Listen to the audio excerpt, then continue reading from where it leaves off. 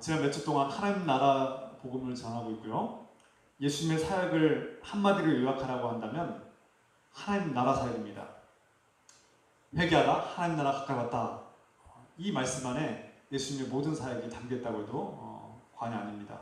그래서 예수님을 이해하려면 이 하나님 나라 사역을 이해해야 되고, 예수님께서 하신 그 모든 사역들의 대부분은 하나님 나라 일이었다는 것을 알 수 있습니다. 예수님의 설교도 하나님 나라는 이와 같다 이렇게 하시면서 비유를 드셨고, 하나님 나라는 마치 농부가 밭에 씨를 뿌린 것 같다, 또 겨자씨가 자라는 것 같다, 이런 비유를 치면서 하나님 나라를 우리에게 가르쳐 주셨습니다.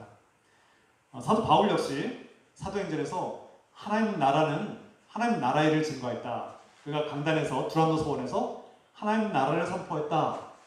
그가 3개월 동안 하나님 나라를 가르쳤다 이렇게 말씀하고 있어요. 그래서 저도 하나님 나라 사역을 해야겠다 이렇게 마음 먹었습니다. 그리고 그가 사도 바울이 그리스도에 관한 일을 전파했다. 예수 그리스도의 복음을 전하였다 이렇게 말씀하죠. 그러니까 예수 그리스도와 하나님 나라는 뗄래야 뗄 수 없는 복음의 핵심이라고 하셨습니다. 몇 주 동안 제가 전화했듯이 하나님 나라는 죽으면 가는 곳. 그냥 내가 예수 믿고 주일에 출석 예배에서 출석 예배 드리고, 그리고 저 땅에 살다가 죽으면 하나님 나라 간다, 천당 간다 이렇게 믿는 것은 제가 좀 세게 말해서 반쪽다리 예배다, 반쪽다리 신앙이다 이렇게 말씀드렸습니다. 왜 그렇게 말씀드리냐면, 우리가 예수 그리스도를 믿고 예수 그리스도의 십자가의 은혜로 구원을 받는 건 분명합니다. 그런데 거기서 끝나는 것이 아니라 예수 그리스도를 본받는 삶, 예수 그리스도와 동행하고 예수 그리스도께서 우리에게 펼쳐주신 그 하나님 나라가 우리 안에 이미 시작된 것을 깨닫고, 그 하나님 나라를 위해서 우리가 무엇을 할 것인가, 내가 어떠한 선한 일을 하고 하나님께서 나에게 어떠한 사명을 맡겨주셨는가를 깨닫고 그 선한 일에 동참하고, 내가 가정에서나 직장에서나 어디서든지 내가 그 하나님께서 맡기시는 사명, 그 선한 일, 하나님 나라를 위해서 어떻게 해야 되는가?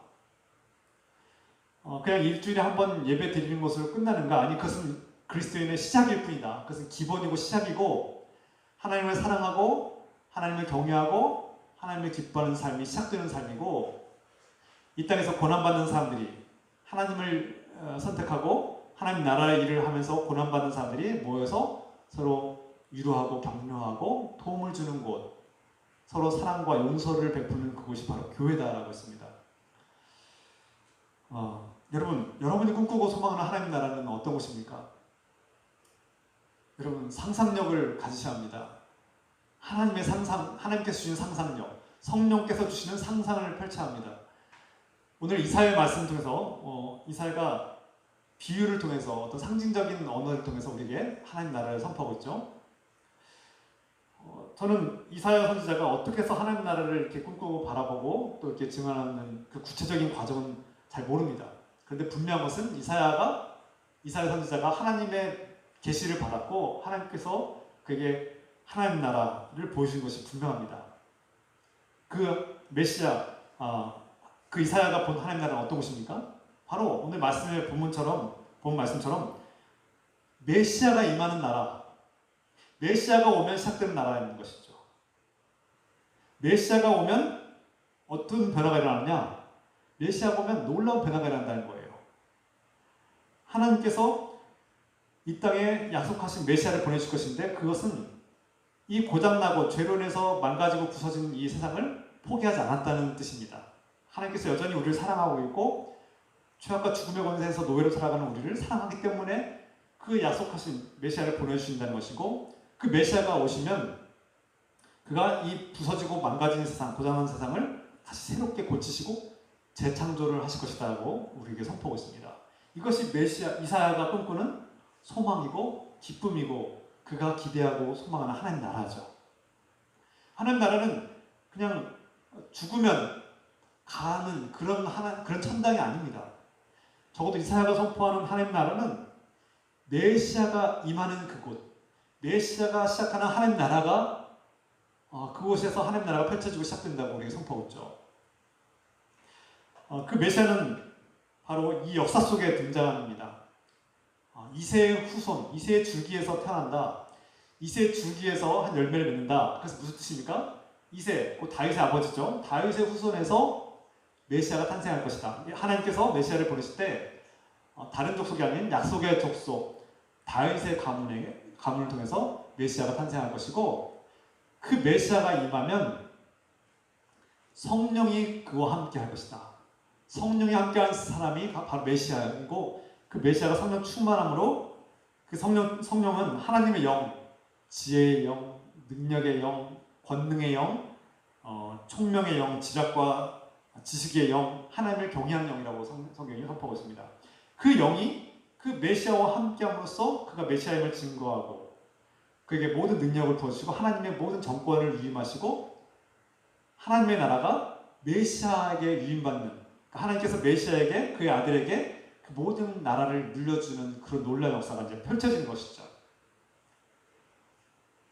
이 땅에 오신 메시아는 성령의 인도를 받아서 하나님을 경외하고 하나님을 사랑하고 그분 말씀에 철저히 순종하고 정의롭고 신실한 분, 겸손한 분으로 그렇게 선포되고 묘사되고 있습니다.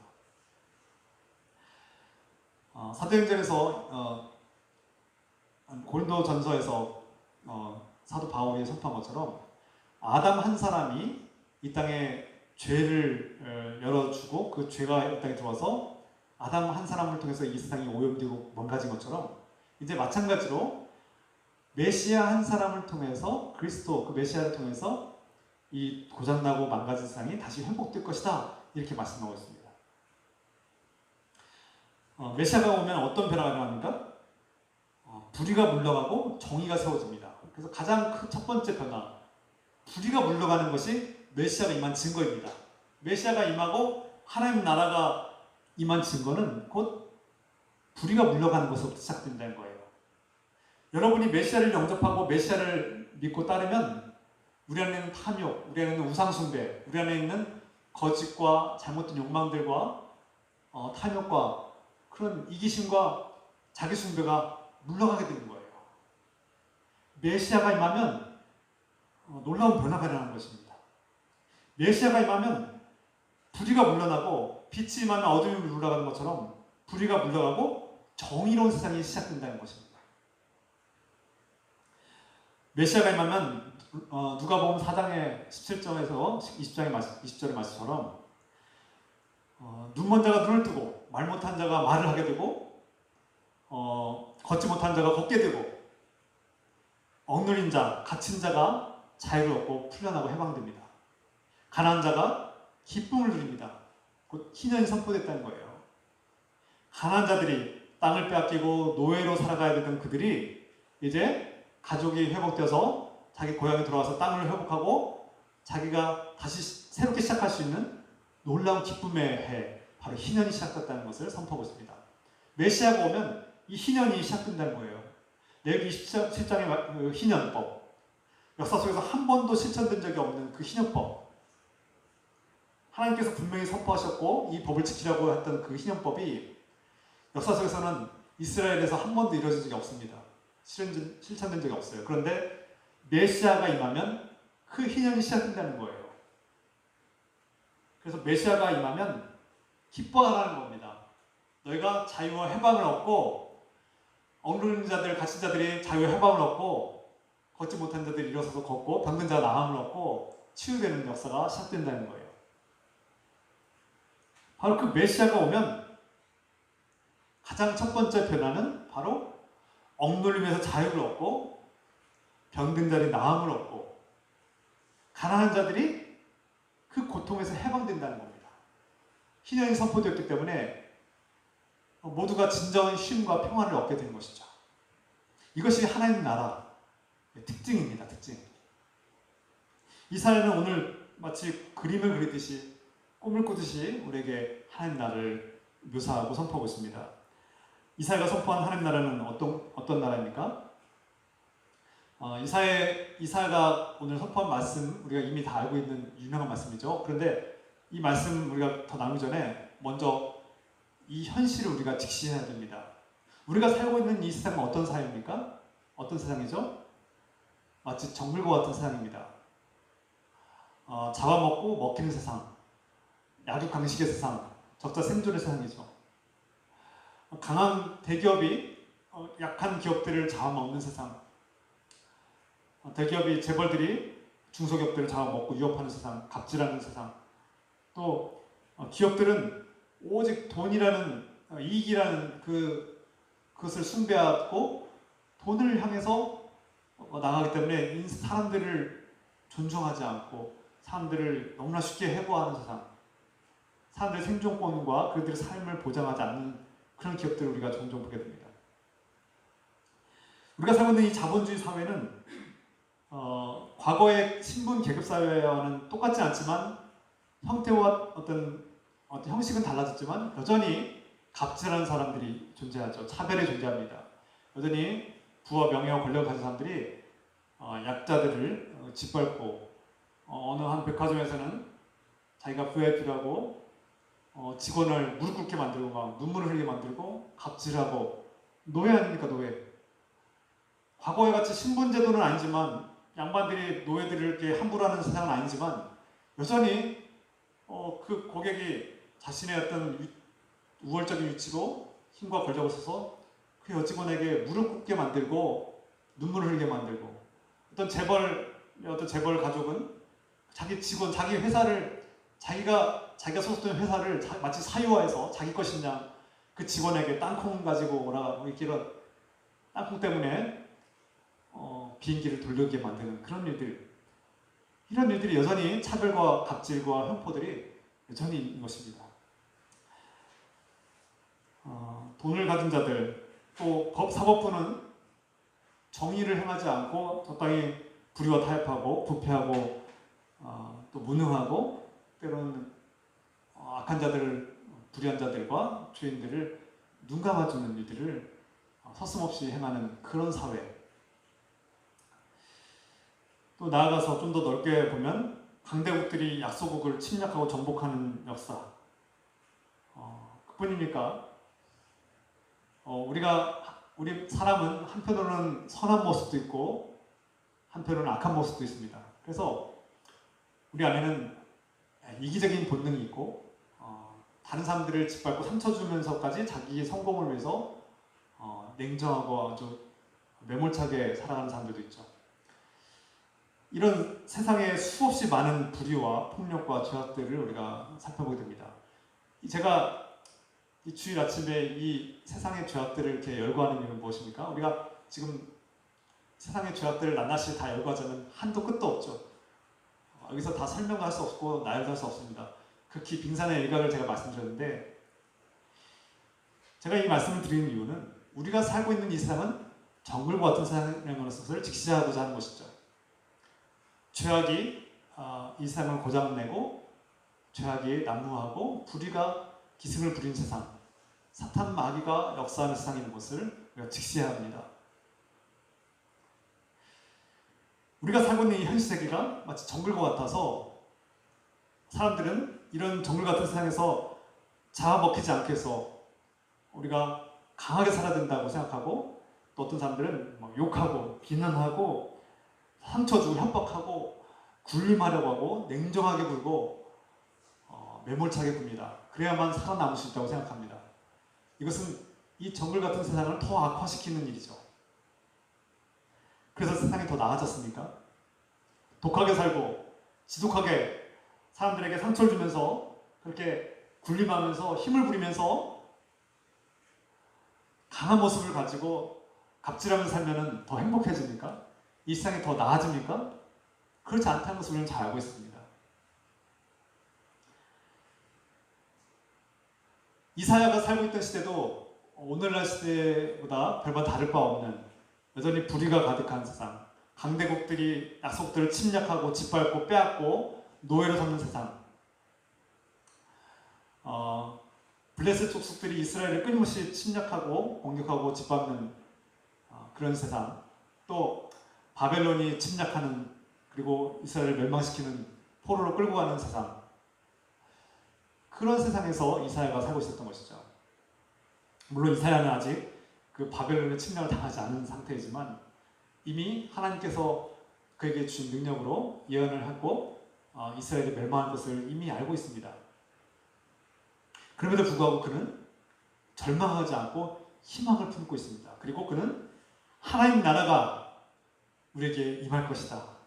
바로 메시아가 임하면 하나님 나라가 시작될 것이다 라고 그는 선포하고 있습니다. 그 하나님 나라는 어떤 곳입니까? 사자가 어린 양과 뛰노는 세상, 어린아이가 독사불에 손을 넣어도 물리지 않는 세상, 표범과 이리와 맹수들이, 곰과 사자가 어린 양과 송아지와 함께 뛰놀고 그들과 평화롭게 지내는 세상이라고 선포합니다. 이사야가 본 하나님 나라, 하나님께서 그에게 주신 비전, 하나님 나라에 대한 비전은 지금 우리가 지금까지 알고 있던 세상과 완전히 다른 세상이죠. 앞에서 우리가 말씀드린 것처럼 우리가 살고 있는 세상은 정글 같은 세상, 잡아먹고 잡아먹히는 세상, 그런 세상에서 우리가 살고 있고 그것을 당연하게 여기고 그것이 자연의 섭리라고, 그것이 세상의 원리라고, 현실이라고 우리는 그렇게 알고 지내고 있습니다.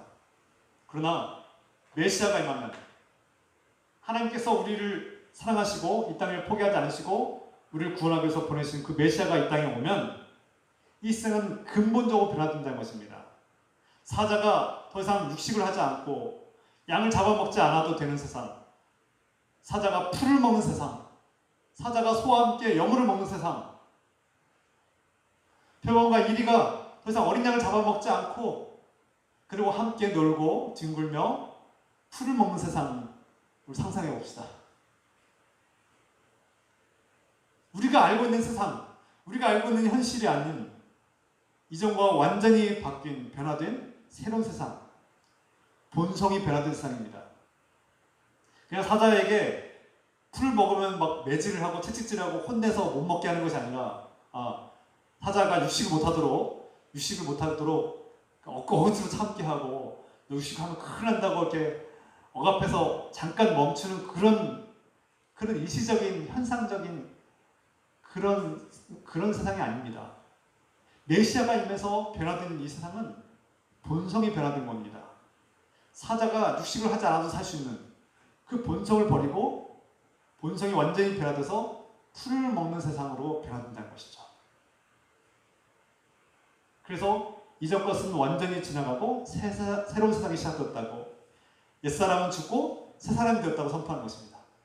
이것이 메시아가 임한 세상, 메시아를 영접한 사람들, 메시아가 임한 교회의 모습입니다. 여러분, 메시아가 임하면, 예수 그리스도가 임하면 이미 하나님 나라가 시작됩니다. 메시아는 군사와 폭력을 통해서, 군사력, 어떤 물리적인 힘을 통해서 우리를 변화시킬 것이 아닙니다. 하나님의 말씀을 통해서 변화시킨다고 선포하고 있습니다. 그가 오면 심판이 일어난다고 선포하고 있습니다. 오늘 말씀처럼, 이사야가 말씀한 것처럼 메시아가 임하면 하나님께서 심판하신다. 이 땅에 심판이 임한다. 불의가 물러가는, 정의가 세워지는 놀라운 역사가 시작된다고 선포하고 있습니다. 앞에서 말씀드린 것처럼 자기를 숭배하는 세상, 자기 중심적인 삶, 내가 세상의 중심이고 내 인생의 목표는 내가 행복하게 사는 것, 내가 성공하고 내가 안전하게 살고 내가 안락하게 사는 것, 나의 쾌락을 극대화하는 것, 그래서 돈을 많이 벌고 성공하고 인기와 명예를 얻는 것, 권력을 얻는 것이 내 인생의 목적이었다면 메시아가 임할 때 그 인생의 목적이 변화되는 것입니다. 근본적으로 변화됩니다. 메시아가 임하면 내가 숭배하던 자기 숭배, 내 인생의 주인이 자기라고 믿었던 자기 숭배가 사라지고 하나님께로 돌아오는 것입니다. 메시아가 임하면 하나님께로 돌아오는 겁니다. 메시아가 임하면 내가 숭배하던 우상들, 돈과 명예와 권력과 성공이라는 우상을 버리고 하나님께로 돌아오는 역사가 시작된 것이죠. 그래서 메시아가 임할 때 가장 큰 첫 번째 특징은 우상을 버리는 것입니다. 내가 내 안에 나를 지배하고 그것이 없으면 안 된다, 내 인생은 그것이 없으면 끝장난다라고 믿었던 그것이 무엇입니까? 그것이 돈이든 성공이든 명예든 권력이든 그것, 내가 붙들고 있는 내 인생 전부라고 믿었던 그것, 내 궁극적인 관심사를 버리는 것, 하나님께 돌아오는 변화가 일어나는 것이죠. 이것이 궁극적인 변화예요. 사자가 풀을 먹게 되는 변화예요. 탐욕, 교만함, 누구한테도 배우려고 하지 않고 내 인생의 주인 나고 다른 사람들을 짓밟고 갑질하고 다른 사람 상처를 주는 인생, 그래야만 살아남고 그것이 내가 행복해질 수 있다고 생각하고 믿었던 그 가치관이 완전히 변화되는 거예요. 메시아가 임하면 내 생각과 내 마음이 변화되는 거예요. 내 가치관이 변화되는 거예요. 그래서 배우자를 바라보는, 가족들을 바라보는 가치관이 변화되는 거예요. 그러니까 내가 수많은 사람들과 우연히 만나서 얻어 걸린 사람이 아니라 하나님께서 나에게 가장 잘 어울리는, 나의 연약함을 잘 아시는 하나님께서 나를 사랑해 주시는, 내가 사랑으로 섬겨라고 나에게 맺어주고 짝지어준 배우자, 하나님께서 맺어준 배우자를 내가 사랑하고 그 거룩한 약속을 지켜야 되는 거예요. 그리스도인들은 그래서 부부관계에서 서로의 신의와 서로의 신뢰와 믿음과 서로의 관계와 소망과 책임과 의무를 충실하게 행합니다. 그냥 우연히 내가 선택해서 내가 만난 사람이 아니라 하나님께서 주신 사람이라는 것을 믿기 때문에 이런 생각의 가치관이 변화되는 거예요. 태도가 바뀌는 거예요. 그래서 배우자의 조건이나 배우자의 현상이나 배우자의 현실을 보는 것이 아니라 내가 하필이면 이런 사람을 만나서 내가 이렇게 고생하는가 이런 생각이 아니라 왜 하나님은 나에게 이 사람을 주셨을까? 왜 하나님은 나에게 이 사람을 만나게 하셨을까? 하나님은 내가 이 사람을 어떻게 사랑하기를 원하실까? 이 사람과 어떻게 함께 구원의 길을 갈 것인가를 고민하게 하신다는 거예요. 이런 고민을 하는 사람들은 생각이 바뀌죠. 배우자를 대하는 태도가 바뀝니다. 가족을 대하는 태도가 바뀌죠. 자녀들을 그냥 우연히 생물학적인 물리적인 법칙에 의해서 나온 그냥 그런 결과물로 여기는 것이 아니라 자연의 법칙으로 나온 자녀들이 아니라 하나님께서 부모의 사랑과 그 아버지의 사랑과 어머니의 사랑을 알게 하기 위해서 나에게 주신 생명, 내가 또다시 그들을 하나님의 제자로 예수 그리스도의 제자로 키우기 원하시는 하나님의 뜻이 있다는 것을 깨닫고 자녀들을 대할 때 내 재산처럼 내 소유물처럼 대하지 않는, 세상과 완전히 다른 방식으로 교육하고 세상과 완전히 다른 방식으로 대우하고 그들을 소유하지 않는, 그들을 존중하고 아끼고 그들을 인정하는 하나님의 자녀로 바라보게 된 것이죠. 그래서 우리 그리스도인들은, 메시아가 임한 그리스도인들은, 메시아를 택하고 메시아를 믿고 영접한 그리스도인들은 이렇게 생각과 마음이 변화되고 또 직장에서 그 삶이 변화된 것입니다. 직장을 바라볼 때 그냥 내가 직장을 다니는 것이 아니라 이 직장은 하나님께서 다른 사람들을 섬기기 위해서 나에게 맡겨주신 사명, 내가 이 직장에서 하나님 나라의 일을 해야 되는, 선한 일을 감당하고 나의 일을 통해서 누군가를 기쁘게 하고 다른 사람들을 섬기게 하시는 하나님의 뜻을 발견하고 그 직장에서 그 동료들과 함께 하나님 나라를 펼쳐가는 사람이 되는 것이죠. 어떻게 하면 내가 선한 영향력을 끼칠까? 내가 이 일을 하면서 어떻게 하면 좀 더 하나님을 높여드리고 이 일을 통해서 하나님께서 기뻐하시는 선한 영향력을 끼치고 하나님 나라를 펼쳐갈 수 있을까를 고민하는 사람들이 바로 메시아를 만난 사람들, 메시아가 임하고 하나님 나라가 시작된 사람들의 모습입니다. 그러므로 누누이 말씀드리지만 하나님 나라는 내가 예수 믿고 이제 구원 받았으니 저 땅에 살다가 죽으면 천당 간다 이러는 생각이 아니라 그것은 반쪽짜리 신앙이라고 말씀드렸습니다. 거기서 끝나는 것이 아니라 거기서 시작되어야 되는 것입니다. 신앙은, 그리스도는 거기서 시작되는 것입니다. 예수 그리스도를 믿고 이제 내가 믿는 하나님, 내가 나를 구하신 하나님께 감사하고 기뻐하며 그분을 사랑한다고 고백하는 예배를 드릴 뿐만 아니라 그 예배를 기뻐하고 그 예배를 사랑할 뿐만 아니라 거기서 그 예배를 통해서 공동체를 이루고 나와 같이 하나님을 선택하고 그 하나님 나라를 펼쳐가기 위해서 결단한 사람들이 모여서 서로 위로하는 곳, 하나님 나라 일을 하다 보면 반드시 대가를 치르게 돼 있고 사탄 마귀의 미움을 받고 질투를 당하기 때문에 시험을 당하기도 하고 고난을 받게 돼 있고 세상으로부터 미움과 박해를 당하게 돼 있습니다.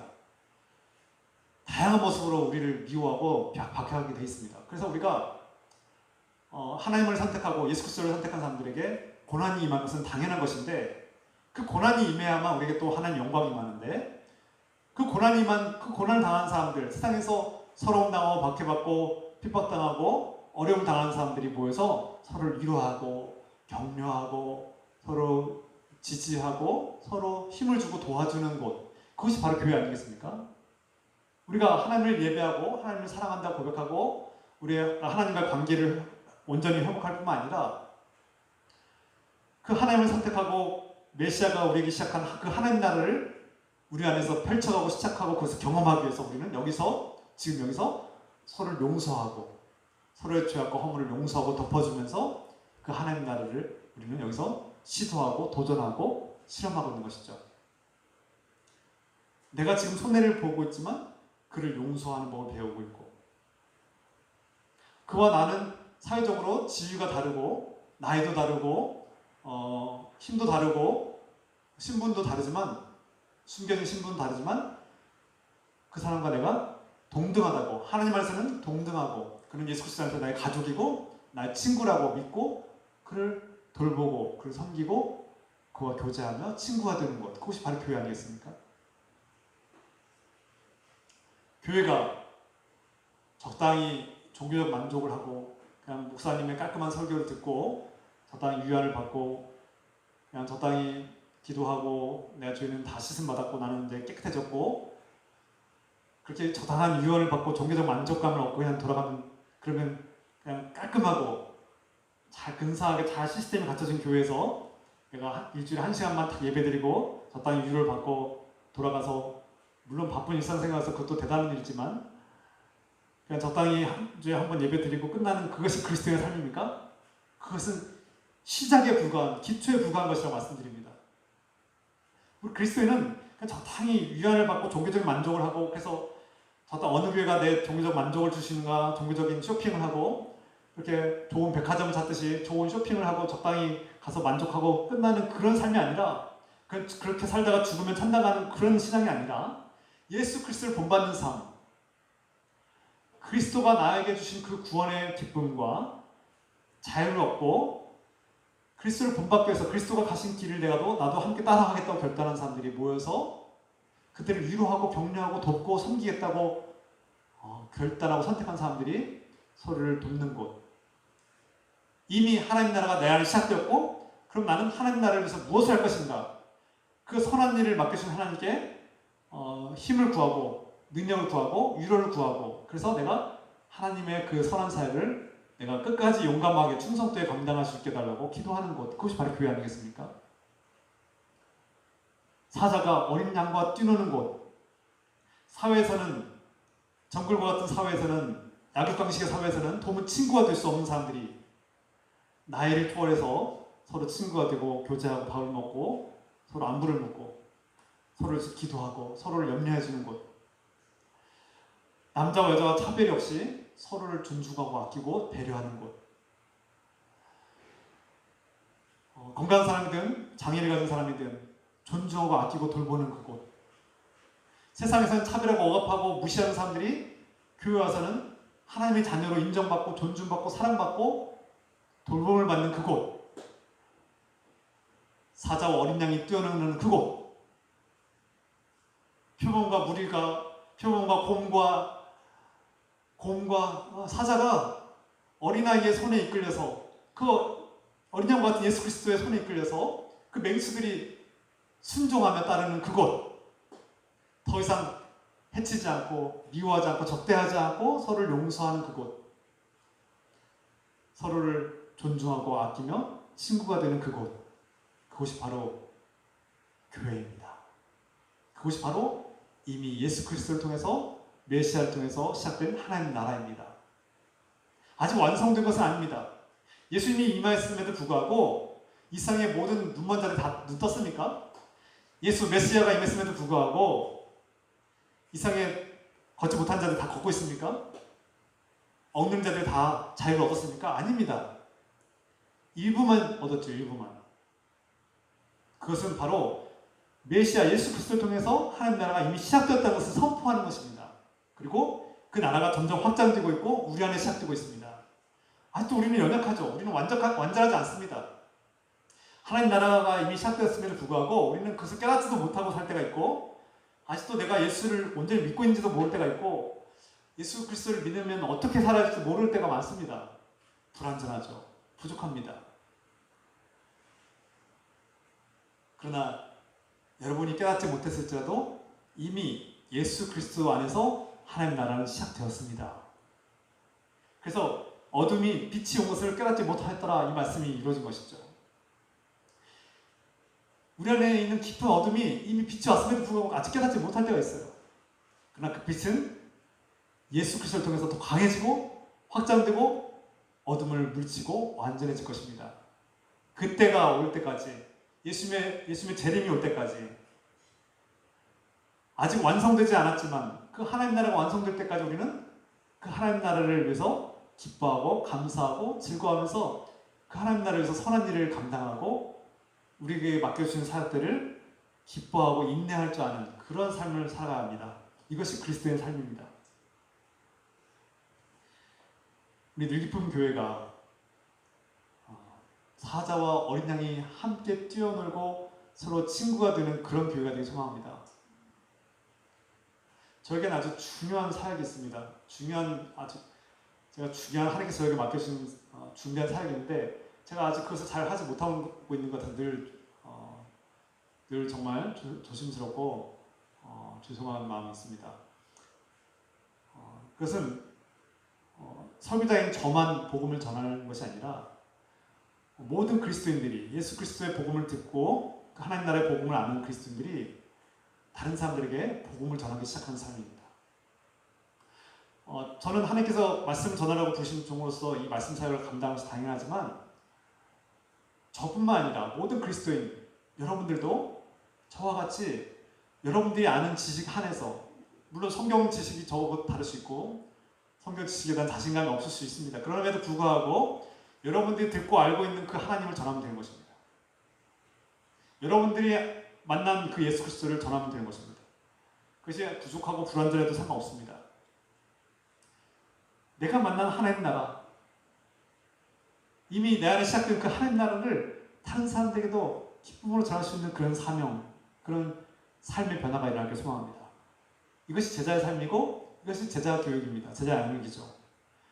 내가 일주일에 한 번 그냥 예배 드리는 것, 그것도 물론 쉬운 일이 아닙니다. 이 바쁜 현대인에게 일주일에 한 번 주일을 지키는 것도 쉬운 일이 아니지만 이 예배를 드린 것으로 내 삶의 신앙이 전부다라고 생각한다면 그건 오산입니다. 그것은 신앙의 기초이고 시작일 뿐이고 내가 직장에서나 가정에서 다른 사람들에게 예수 그리스도의 복음을 증거할 수 있는 삶, 내가 부족하고 연약하지만 누군가 예수 그리스도를 찾고 복음을 찾고 진리를 듣기 원하는 사람들에게 전하고 그들을 이끌어주고 본이 되길 원하는 삶, 그것이 제자의 삶이고 하나님 나라의 일을 하고 있는 것입니다.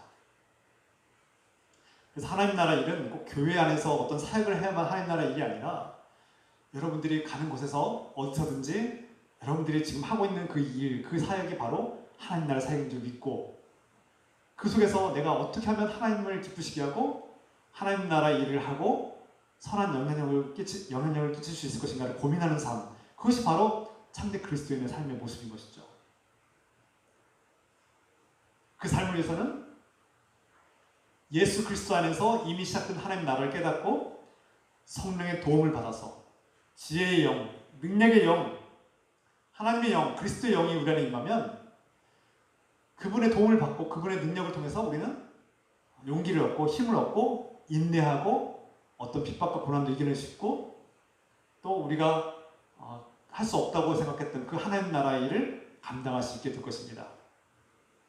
적어도 가장 먼저 우리 교회 안에서 이 공동체 안에서 서로를 사랑하고 서로의 허물을 덮어주고 서로의 연약함을 용서하고 용납하고 서로에게 상처를 줬다면 그것을 용서하고 새롭게 시작하는 용기를 가지고 나이 많은 자는 젊은이와 친구가 되고 나이라는 벽을 뛰어넘을 수 있는 용기를 가지고 또 지역사회, 지역이라는 그 터울과 허물을 벗고 이겨내는 공동체, 어린아이같이 연약한 자가 이 공동체를 이끌어도 순종하고 그를 존중하고 따르는 공동체, 서로가 세상에서는 신분이 다르고 지위가 다르고 위치가 다를지라도 그것은 껍데기에 불과한 것을 깨닫고 예수 그리스도 안에서 성령 안에서 한 가족이고 서로가 형제 자매임을 깨닫고 존중하고 아끼며 형제로서 다가가고 아파할 때 함께 아파하고 기뻐할 때 함께 기뻐하고 슬퍼할 때 함께 슬퍼하며 그래서 기도할 수 있는 사람들, 그런 모임이 있는 곳, 그렇게 모이는 곳이 바로 우리 교회가 되기를, 그것이 하나님께서 기뻐하시는 교회요, 바로 이곳에 하나님 나라가 시작되고 이미 우리에게 주신 그 하나님 나라를 맛보고 경험하는 그런 교회가 되기를 주 예수 그리스도의 이름으로 축원합니다. 함께 기도합시다.